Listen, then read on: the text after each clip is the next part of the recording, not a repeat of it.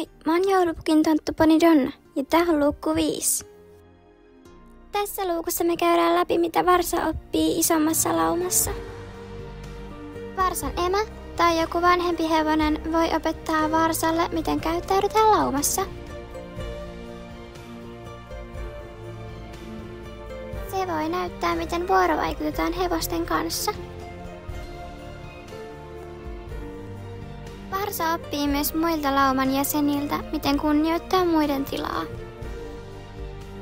Vanhemmat hevoset voivat myös osallistua leikkeihin ja opettaa, miten leikkiä turvallisesti.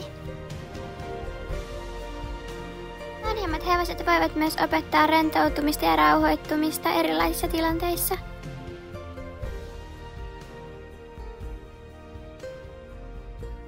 Me hevoset opitaan elämään hevosina laumassa.